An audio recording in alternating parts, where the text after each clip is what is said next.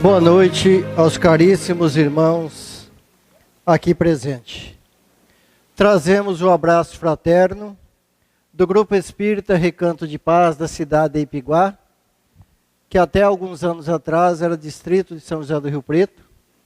Embora nós moramos em São José do Rio Preto, mas desenvolvemos atividades nesta instituição que foi fundada por nós. É um prazer, um carinho, uma atenção muito grande que nós dedicamos a vocês, de há muito tempo, de há longo tempo. Companheiros que aprendemos a admirar, a gostar, e para nós estarmos aqui é uma satisfação enorme. Que as bênçãos dos benfeitores amigos possam amparar e iluminar os nossos corações nesta noite. Nós vamos encontrar em João, no Apocalipse, João 2:9, a seguinte colocação. Jesus aparece a João, o evangelista, na ilha de Patmos. Ordena-lhe que escreva o que viu e o participe às 7 igrejas da Ásia. Eu, João, que também sou vosso irmão e companheiro na aflição, e no reino e paciência de Jesus Cristo, estava na ilha chamada Patmos, por causa da palavra de Deus, e pelo testemunho de Jesus Cristo. 10. Eu fui arrebatado em espírito no dia do Senhor, e ouvi de trás de mim uma grande voz como de trombeta.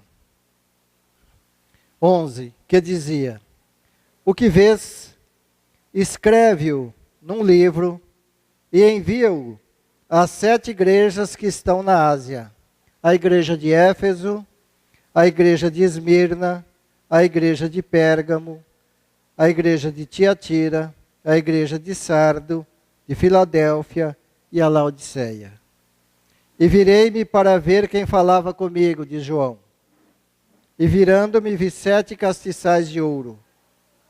E no meio dos 7 castiçais, um semelhante ao Filho do Homem, vestido até os pés, de um vestido comprido e cingido pelos peitos, com um cinto de ouro. E ele tinha na sua destra 7 estrelas.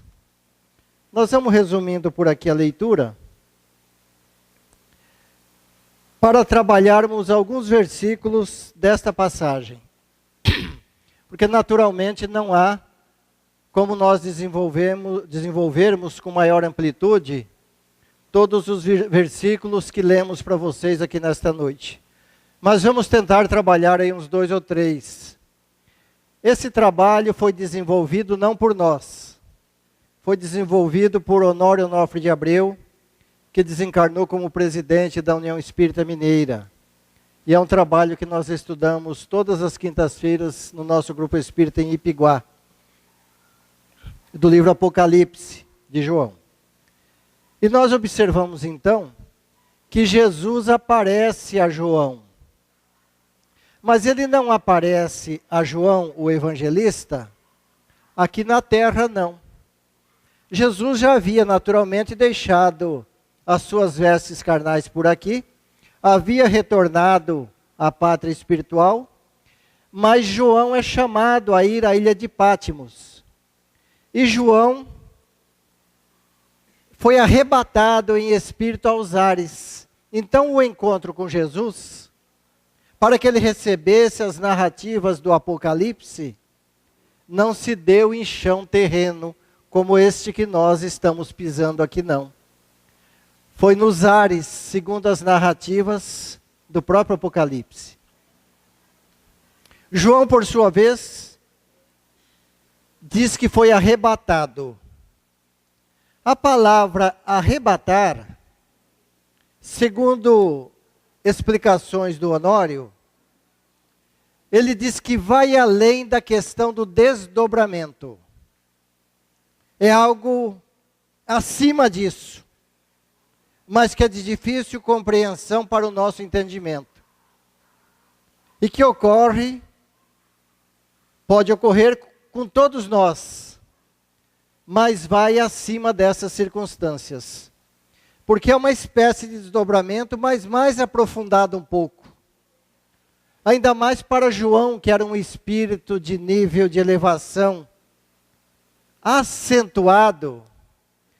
Este arrebatamento naturalmente ocorreu de forma com que ele pudesse ver a presença deste espírito, desta entidade no plano espiritual, que diz ser Jesus, mas que também a gente pode entender como sendo o Espírito da verdade, ou um Espírito da verdade, porque tem hora que deixa uma certa dúvida entre Jesus e um Espírito da verdade, embora isso não importe muito, porque o Espírito da verdade traz aquela verdade como se fosse o Cristo que estivesse presente.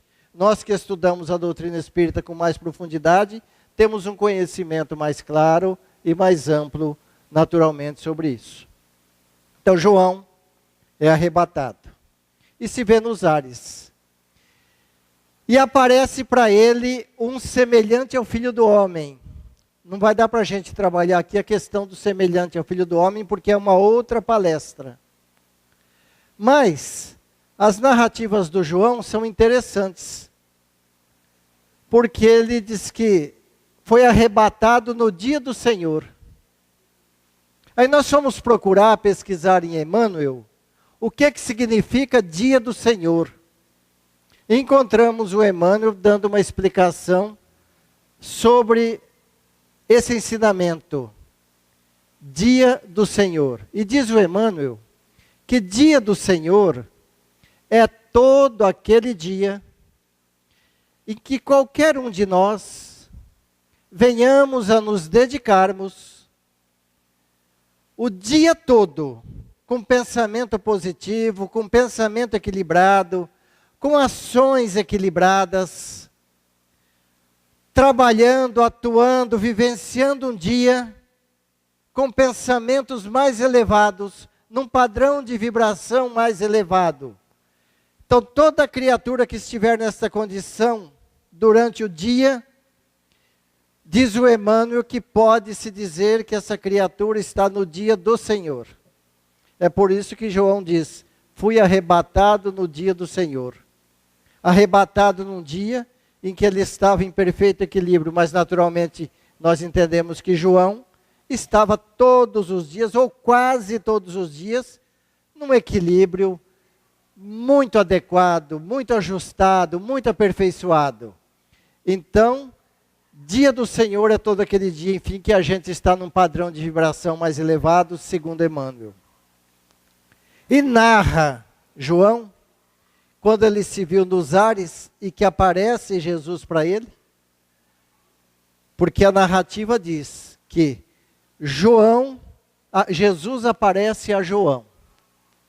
Então o João diz que ouviu por detrás dele uma grande voz, como de trombeta. Quando nós vamos estudar o Evangelho miudinho, ensinado por Honório Onofre de Abreu, nós vamos entendendo que nós temos que prestarmos muito atenção em todos os detalhes, em todos os pontos, vírgulas, verbos, palavras, enfim, dedicarmos uma atenção a tudo que está escrito.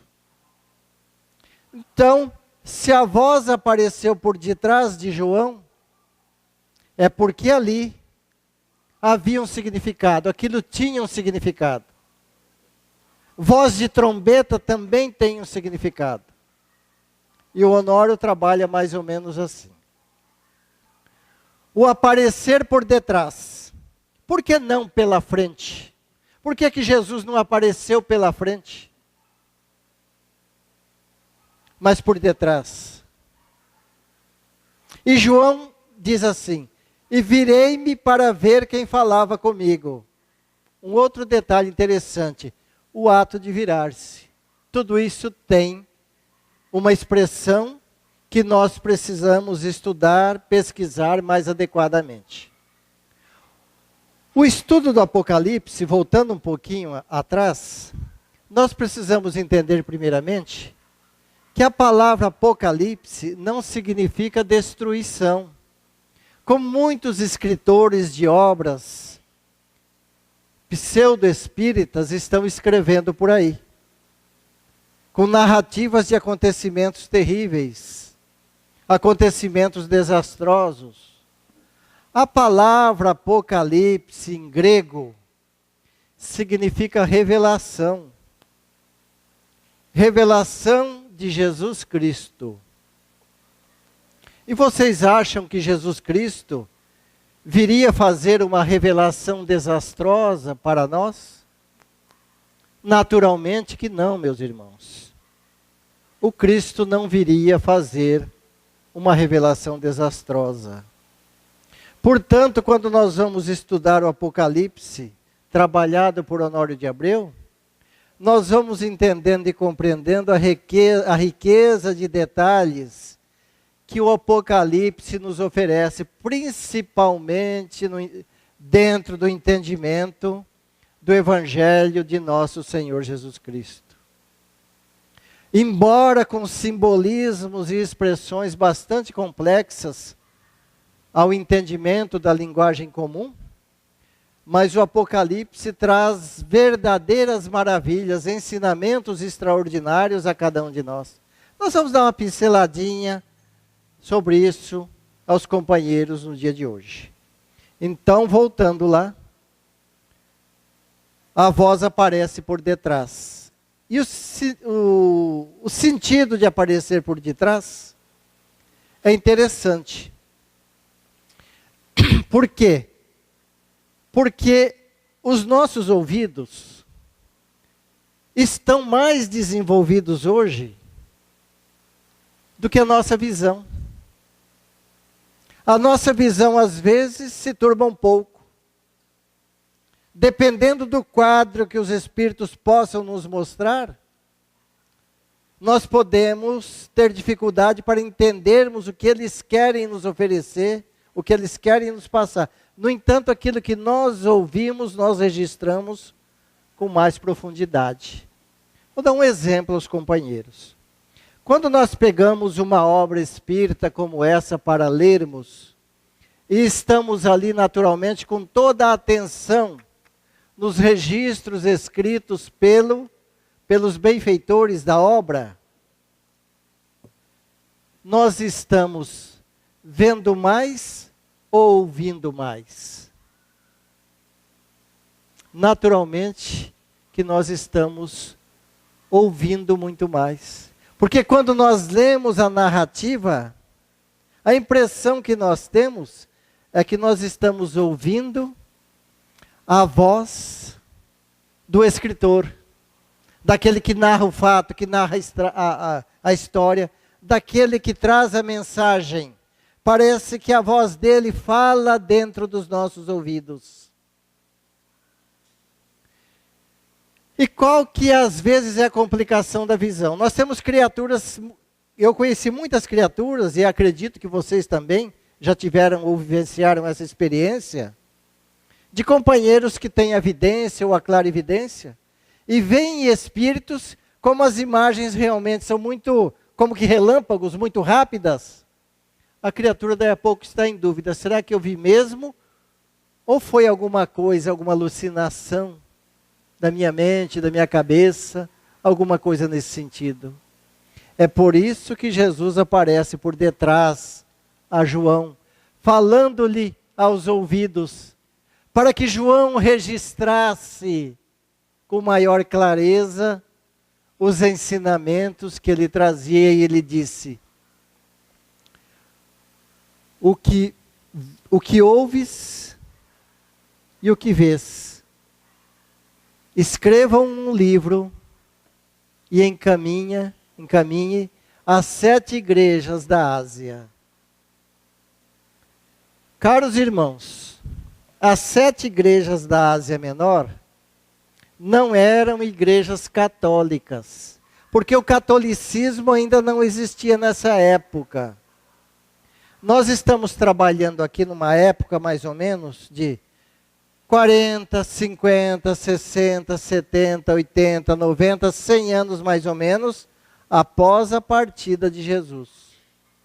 O catolicismo veio a surgir, as igrejas católicas, mais ou menos 300 anos depois da partida do Cristo, depois que o Cristo nos deixou.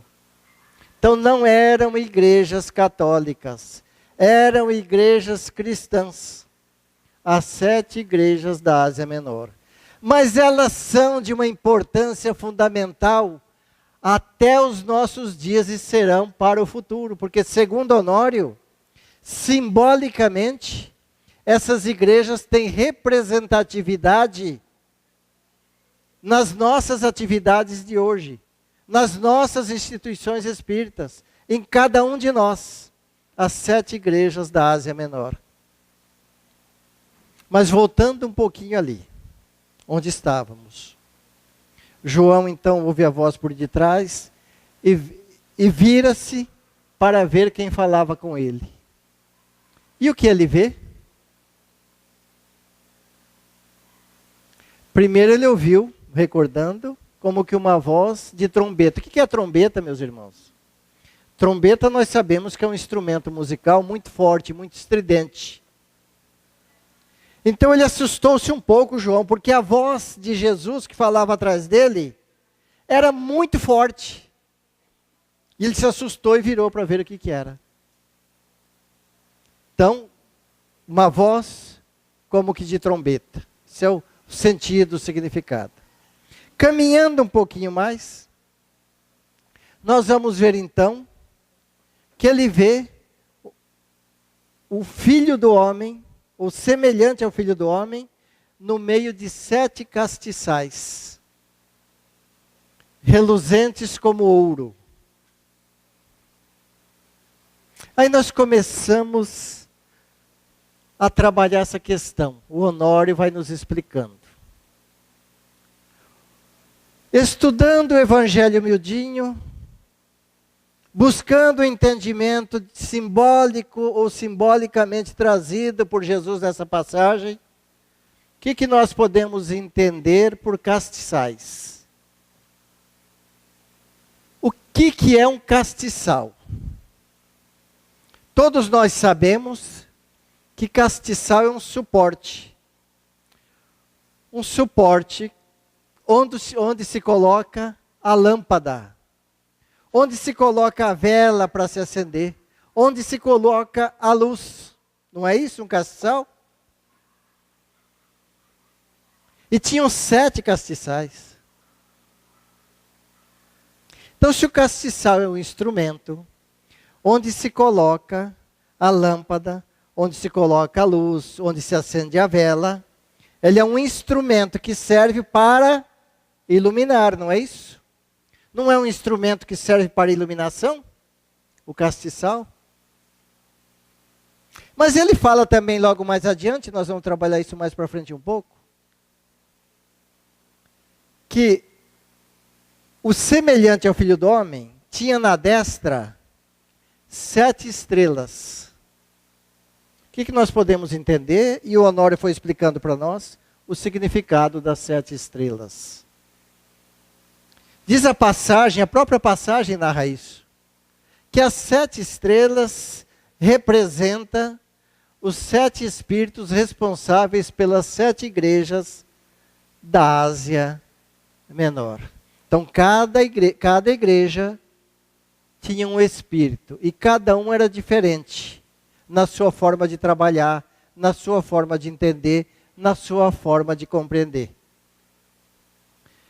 Mas tinha uma igreja dessas 7 que tinha, é o que nós vamos trabalhar hoje quase só com essa igreja. Esta igreja tinha algo de diferente. Ela tinha algo de especial. A igreja de Esmirna era diferente das outras. Não no sentido do seu prédio, da sua forma de se estudar, mas na forma de se entender, de se compreender os ensinamentos de Jesus. aí é que ela levava uma certa vantagem em relação às outras 6. A igreja de Esmirna. Então vamos começar a trabalhar um pouquinho da igreja de Esmirna. Esta igreja, caros companheiros, ela tinha um frequentador que nós poderíamos dizer assim, especial. Teve um frequentador que realmente era diferenciado, a igreja de Esmirna. E esse espírito encarnado na época chamava-se João Evangelista. Era frequentador da igreja de Esmirna. Visitava também as outras, levando os ensinamentos do evangelho miudinho de Jesus. Mas a igreja mesmo que ele trabalhava era a igreja de Esmirna. Como nós aqui, que trabalhamos nesta casa e às vezes fazemos visita, fazemos palestra, fazemos estudo nas outras instituições de Três Lagoas. Mas João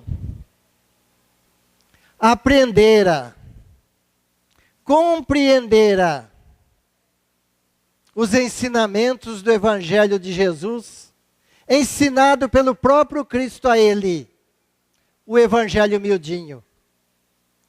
O Evangelho estudado detalhadamente.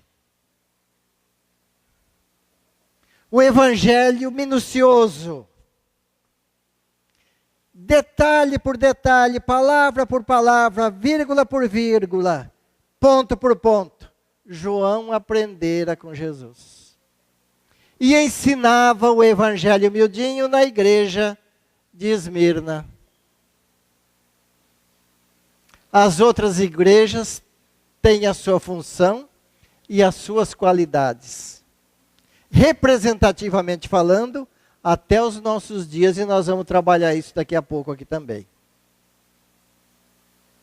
Mas a igreja de Esmirna, por ter João que aprendeu esse evangelho miudinho com Jesus, ali ensinando o evangelho, reencarna-se naquelas cidades ali por perto, um personagem também, de uma condição espiritual muito elevada. Um espírito realmente extraordinário, chamado Policarpo. João já estava envelhecendo e parte mais ou menos com seus 97, 98 anos de idade, há 100 anos mais ou menos, João Evangelista desencarna. Mas deixou um personagem que aprendera o evangelho miudinho com João, que aprendera com Jesus, Policarpo. E Policarpo era um espírito extraordinário. Tão extraordinário, que ele começou a desenvolver um trabalho tão grande naquela região, por um bom tempo, ou por um longo tempo, que incomodou profundamente o governo romano. E Policarpo, então, começou a ser perseguido por este mesmo governo. Foi preso, levado para ser comido pelos leões no circo de Roma.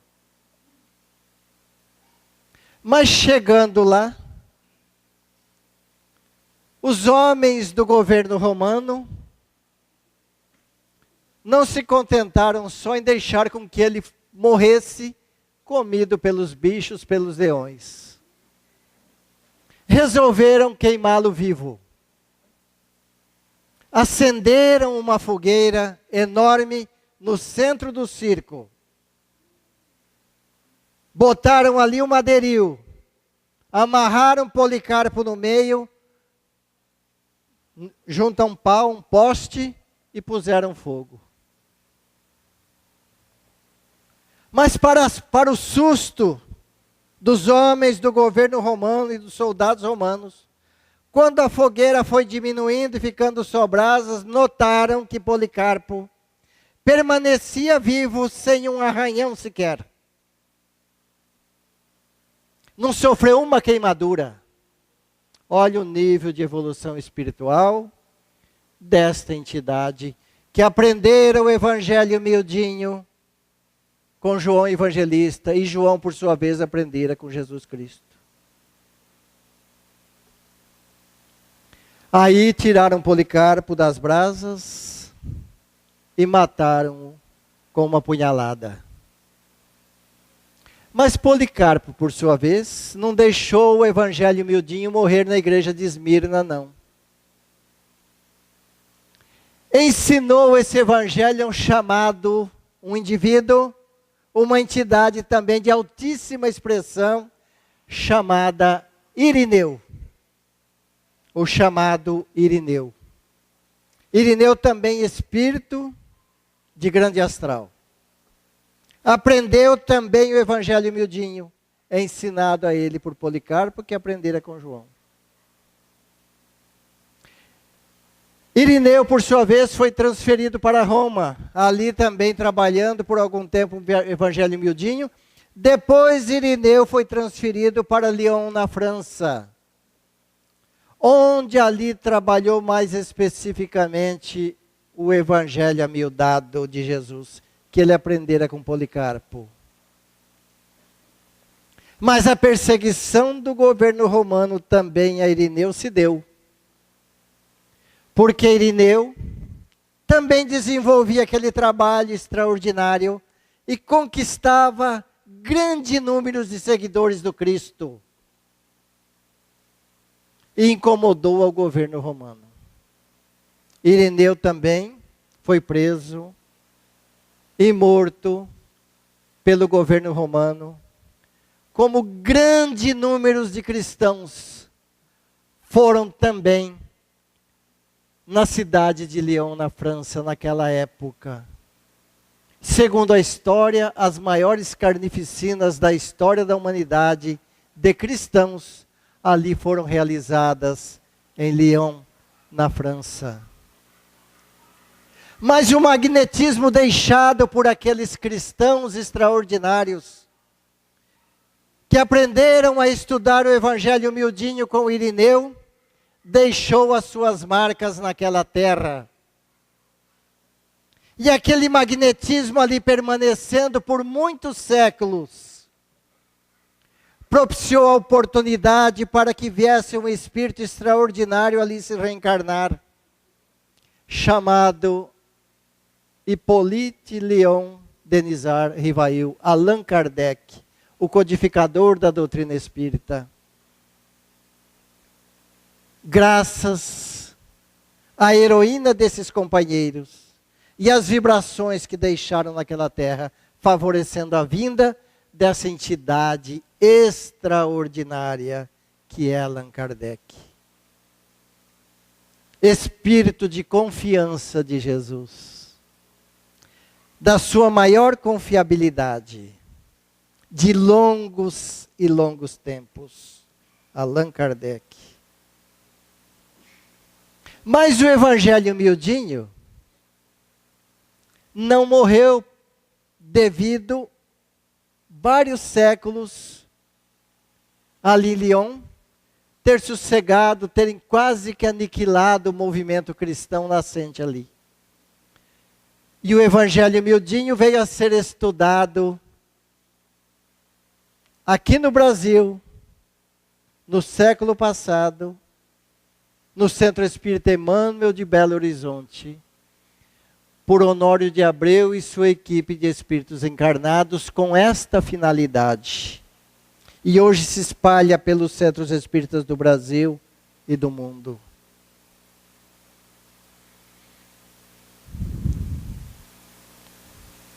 Mas nós vamos voltar um pouco lá atrás na história. Nós falamos da igreja de Esmirna, mas tem outras 6. Não vai dar para trabalhar mais especificamente cada uma, porque são trabalhos diferenciados. Mas nós vamos fazer agora uma correlação ou uma relação com o nosso movimento de hoje. Porque as questões relacionadas lá na época de Jesus precisam serem trazidas aos nossos dias para entendimento. Quando nós vamos lá estudar aquelas passagens da época, não basta nós ficarmos, aconteceu isso, isso. Nós temos que trazer aquilo para os nossos dias. E é o que nós estamos mais ou menos fazendo aqui nesta noite. Mas, por exemplo, por que a igreja de Esmirna tinha algo de diferente? Por que ali reencarnou-se um Policarpo, um Irineu? Além de ter estado lá João Evangelista, que aprendeu o Evangelho com Jesus. Se nós formos analisar as 7 igrejas da Ásia Menor, no seu aspecto, diríamos assim, geográfico, nós vamos notar que a igreja de Esmirna, simbolicamente, está no topo da montanha, lugar mais alto, ponto mais alto. Depois vem descendo cada uma com a sua potencialidade vibratória de acordo com o seu trabalho. Mais ou menos o seguinte. Suponhamos que a igreja de Éfeso, por exemplo, trabalhasse mais o espírito de cura. Não tem centros espíritas aqui em Três Lagoas e no Brasil que trabalham quase só cura? Não tem? Suponhamos que a igreja de Éfeso trabalhasse quase só cura. A igreja de Filadélfia, por exemplo, trabalhasse quase só mediunidade. Estão entendendo? Então, Esmirna, Evangelho. Éfeso, cura. Filadélfia, mediunidade. Vamos pegar, por exemplo, a igreja de... Deixa eu ver aqui. Igreja... Filadélfia, Laodiceia. Vamos pegar uma com um nome mais fácil, né? A igreja de Tiatira.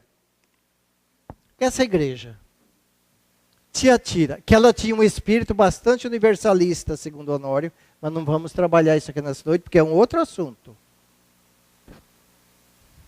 A igreja de Tiatira trabalhasse, por exemplo, assistência social.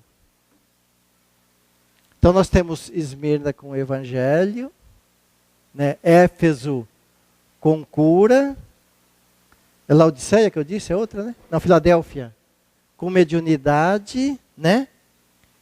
E a igreja de Sardo com assistência social. Trabalhar essas 4 um pouquinho, só para a gente entender o fundamento. Todas elas também estudavam o Evangelho miudinho. Mas não com a dedicação, a profundidade e o entendimento da igreja de Esmirna. Por isso a igreja de Esmirna estava no topo mais elevado. É por isso que ali se reencarnou e trabalhou ali um Policarpo e um Irineu. Então nós temos centros espíritas hoje que representam a igreja de Esmirna, porque estudam o Evangelho aprofundado, estão num patamar de vibração mais elevado. Temos centros espíritas, por exemplo, que trabalham mais a mediunidade. Estão também na sua tarefa. Porque às vezes há espíritos muito comprometidos com a área da mediunidade. Mas não estão no nível da igreja de Esmirna, não. Tem centros espíritas que trabalham hoje assistência social com um trabalho muito grande e muito extenso. Mas não estão no nível também da igreja de Esmirna. Aliás, um dia, numa atividade na cidade de Uberaba, a equipe da União Espírita Mineira desceu para Uberaba para desenvolver um encontro com os conselhos regionais espíritas do estado de Minas. E os companheiros de lá ligaram para nós, para irmos para Uberaba, porque o Honório estaria descendo, ele já estava meio doente e queria nos ver. Eu e a Yara nos dirigimos para Uberaba. E ficamos acompanhando uma reunião que fazia, e o Honório quieto no canto dele. Assunto assistência social. Quando terminou a reunião, porque a sopa é isso, porque falta isso, porque tem isso, porque tem... Esses problemas todos que nós conhecemos bem. Deram a palavra para o Honório de Abreu e ele disse assim: meus irmãos, nós precisamos ter muito respeito com os nossos companheiros que trabalham com assistência social, de forma às vezes até desesperada. Porque são companheiros que devem demais no campo da materialidade. Tem compromissos enormes a pagar no campo material.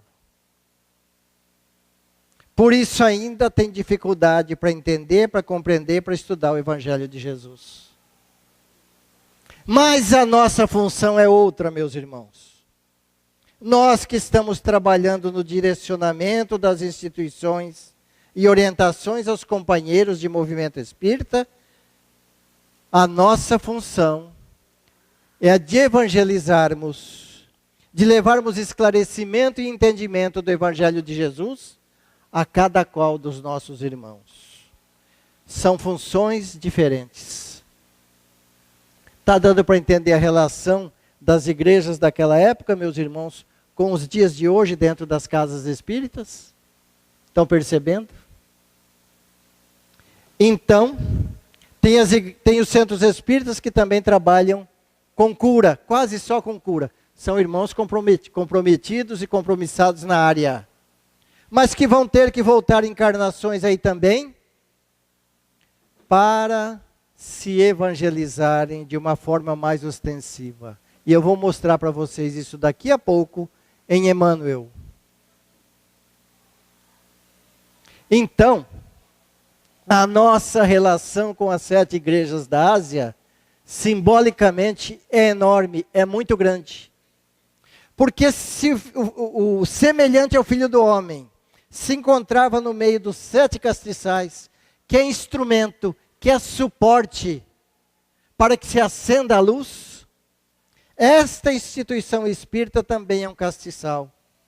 Porque a função dela não é de acender a luz através dos ensinamentos aos irmãos que vêm aqui estudar e aprender, para que eles se iluminem.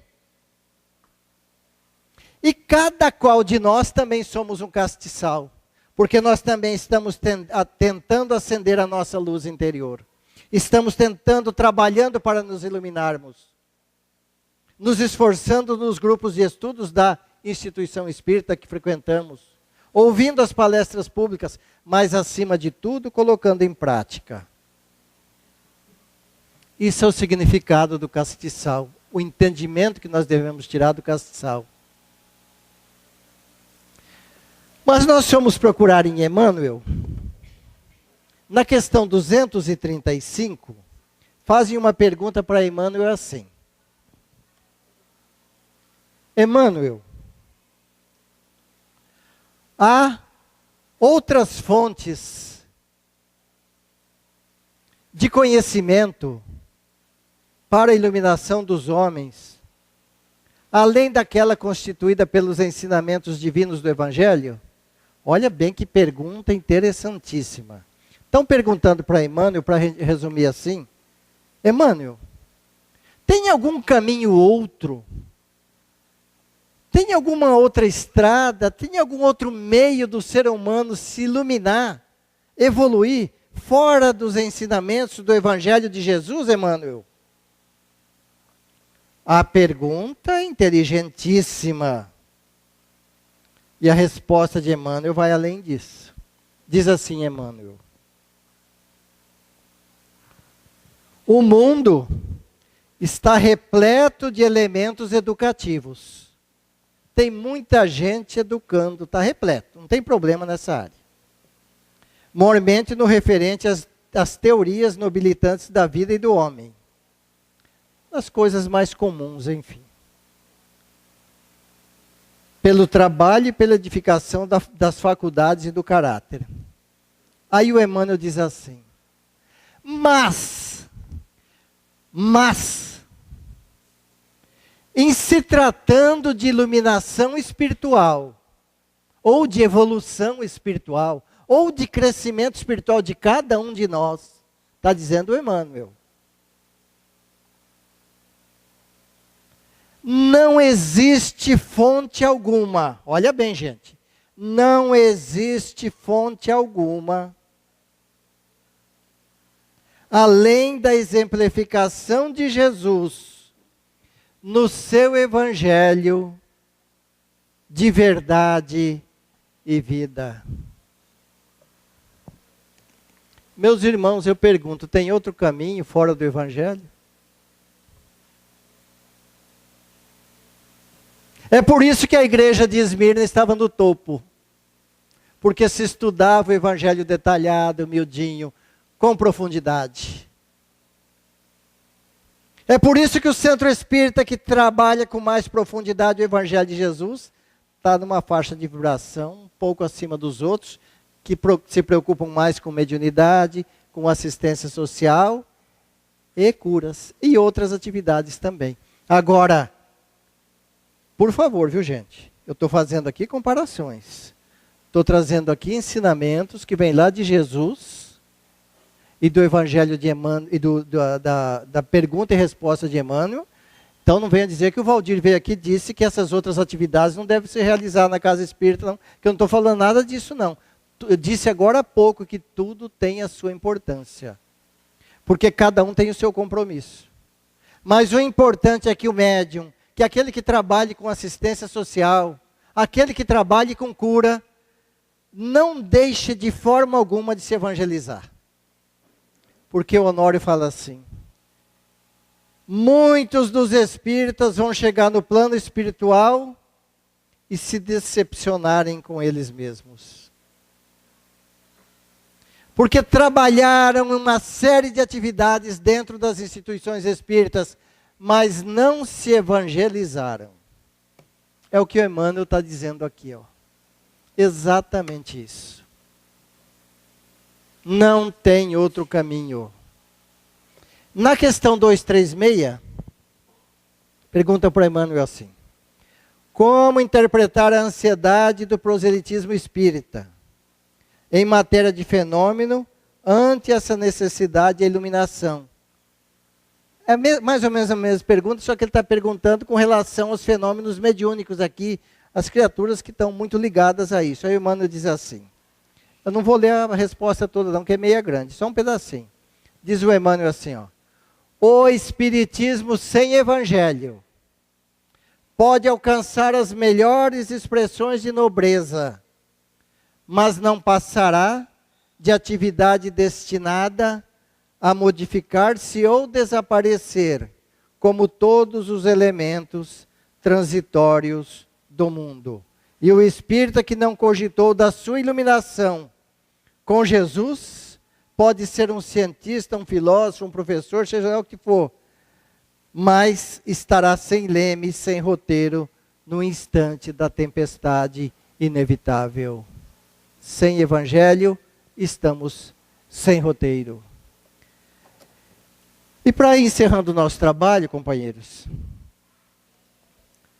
faltavam uns 15 dias para o final do ano, lá eu estava no Grupo Espírita de Piguá, sozinha, minha mulher aí presente, estava trabalhando na escola, e eu estava com o portão trancado, um calor terrível daquele de fim de ano que não tem Três Lagoas, naturalmente, né? Só lá em Rio Preto.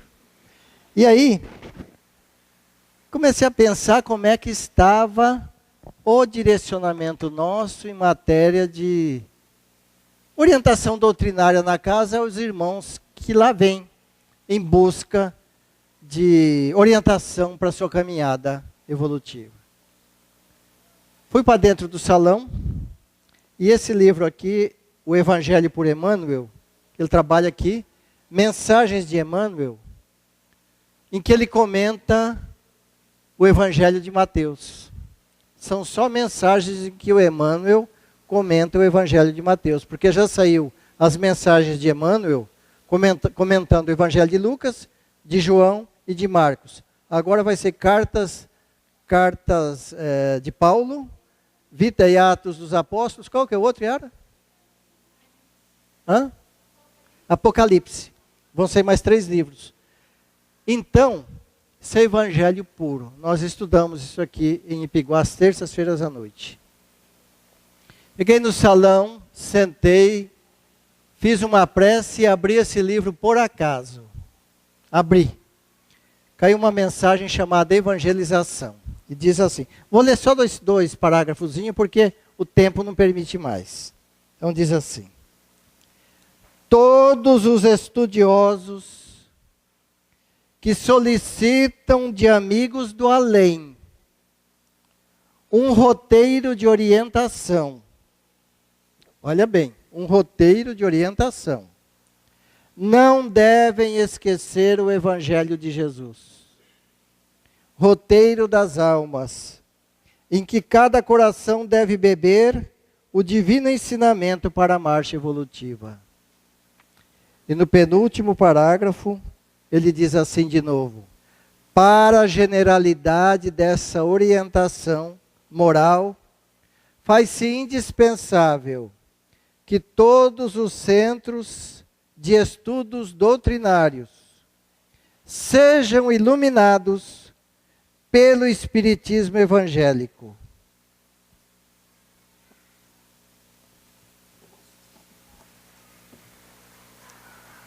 Meus irmãos, o tempo passou, nós tínhamos muito material para trabalhar ainda dentro do Apocalipse, mas, como vocês são companheiros muito agradáveis, a gente não vê o tempo passar, mas ele passa. Então nós queremos agradecer a atenção de vocês, o carinho que tiveram conosco nesta noite, e agradecer a vocês principalmente pela paciência que tiveram de nos ouvir nesta noite. Nosso muito obrigado e muita paz para todos.